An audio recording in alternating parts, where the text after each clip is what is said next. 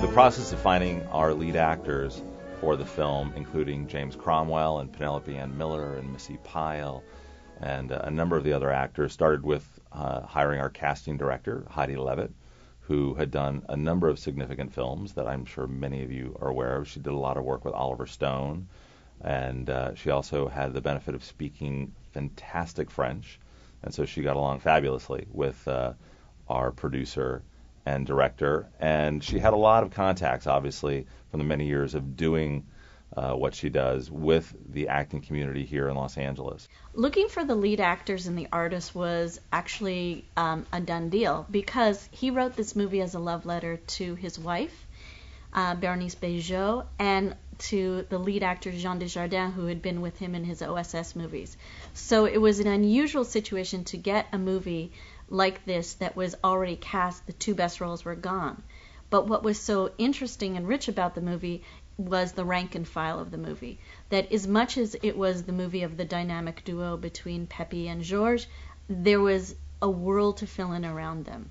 And that was an amazing opportunity for a casting director, because there were so many character roles to fill, and to really create what the movie was about and give it the proper fabric. It really depended on the nuance of each character that we were able to cast. We put together for the lead roles lists of people that we thought would be appropriate and great and fantastic to work with, understanding that we had certain budgetary constraints that we had to live within.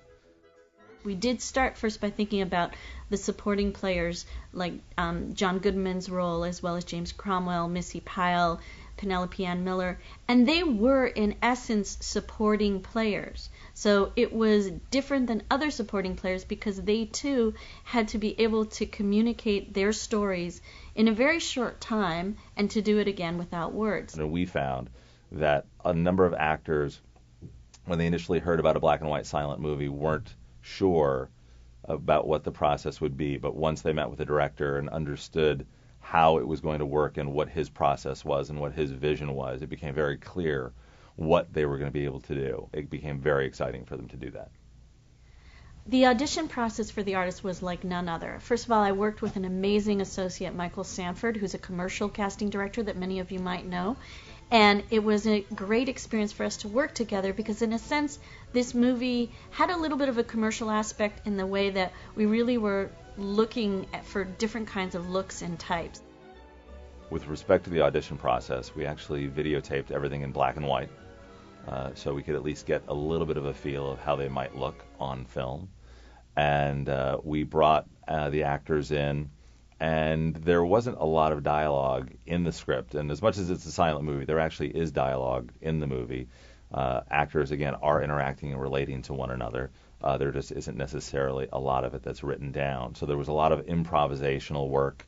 There was an opportunity in the audition process where actors were given the scene to read, and then to expand beyond the scene as it was written, and to improvise, create a whole life for themselves with the person that they were reading with, because it was very free form. No one really had a clear sense of what we might be getting as the director and the producers of the film, and the actors weren't exactly sure what they were going to be giving, and so it was a very open process.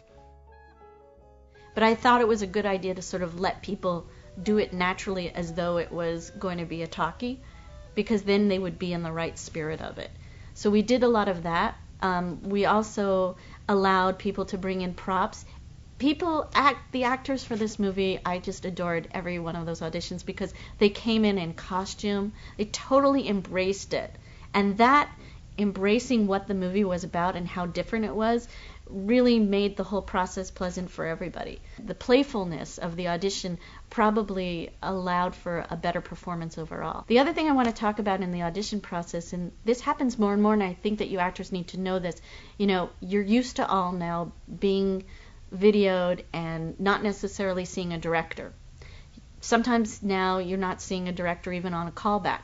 And in this movie, because of the way that it was being put together in pre-production, we were given a very condensed time to actually cast the movie. And so we did all of the auditions, And then Michael and I took all of the pictures and all of our favorite people, and sort of then, after showing the auditions, cut out, little cutout pictures of each person who came in, and we created boards for him to look at choices. And that 90% of the actors did not meet Michel until they came to the set. Now that's really unusual, and on the other hand, it's something that's happening probably more and more. What was wonderful as a casting director working with a director like Michel was he completely trusted us.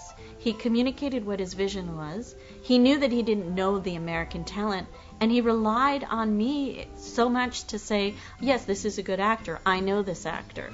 So it really gave us as a crew member a great sense of empowerment and collaboration to be able to help realize his vision.